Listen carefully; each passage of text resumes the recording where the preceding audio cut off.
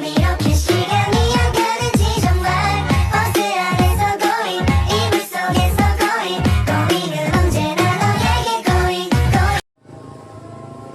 Assalamualaikum warahmatullahi wabarakatuh. Perkenalkan, nama saya Salsabila Ailusariskullah, Fakultas Ekonomi, Prodi Manajemen, Universitas Tulungagung.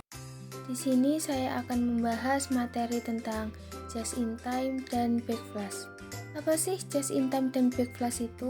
Yuk kita bahas. Nah, di sini ada pengertian dari just in time. Sistem persediaan just in time merupakan strategi manajemen yang menyelaraskan pesanan bahan baku dari pemasok secara langsung dengan jadwal produksi. Selanjutnya, tujuan just in time.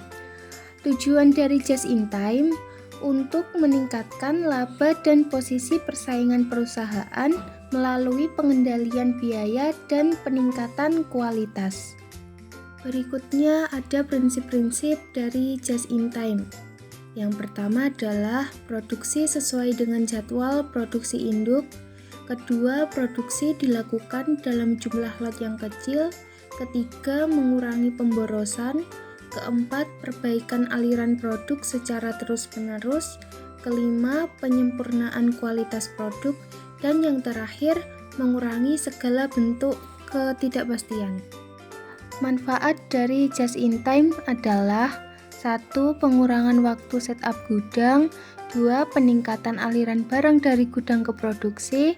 3. Memungkinkan perusahaan untuk menggunakan tenaga kerja secara lebih efisien. 4. Penjadwalan produk dan jam kerja karyawan lebih konsisten. 5. Peningkatan hubungan dengan pemasok. Dan yang terakhir adalah perputaran persediaan. Selanjutnya, contoh perusahaan just in time. Terkenal dengan sistem inventaris just in time, Toyota Motor Corporation memesan suku cadang hanya ketika menerima pesanan mobil baru. Meskipun perusahaan menerapkan metode ini pada tahun 1970-an, dibutuhkan waktu 20 tahun untuk menyempurnakannya. Materi yang kedua yaitu backflashing. Penetapan biaya backflash adalah metode akuntansi yang mencatat biaya setelah barang dijual atau jasa selesai. Penetapan biaya backflash adalah hal yang umum di antara perusahaan yang menggunakan sistem manajemen inventaris just in time. Backflash mempunyai kekurangan dan kelebihan. Kekurangan dari backflash yaitu proses backflash costing menyulitkan perusahaan dalam melakukan audit karena tidak selalu berpegang pada fundamental dasar akuntansi. Dan kelebihan backflash yaitu tidak mencatat biaya selama berbagai tahap produksi memungkinkan perusahaan menghemat waktu dan mengurangi pengeluaran mereka. Perusahaan yang mencari cara untuk mengurangi keuntungan mereka, dan yang terakhir mungkin menggunakan penetapan biaya backflash. Berikut contoh perusahaan backflashing. Sebuah produsen perangkat seluler ingin menggunakan metode penetapan biaya backflash untuk mencatat biaya pengembangan model ponsel baru. Pada hari pertama tahun tersebut, mereka membeli komponen A senilai $1.000 dan komponen B senilai $500. Tenaga kerja yang dibutuhkan untuk merakit telepon adalah $1.000 selama sebulan.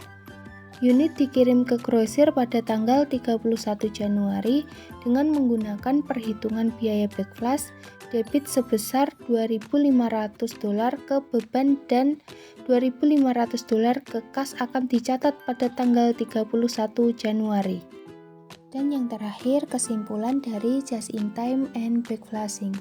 Konsep dasar just in time suatu metode untuk menyesuaikan diri terhadap perubahan akibat adanya gangguan dan perubahan permintaan dengan cara membuat semua proses dapat menghasilkan produk yang diperlukan pada waktu yang diperlukan dan dalam jumlah yang sesuai dengan kebutuhan.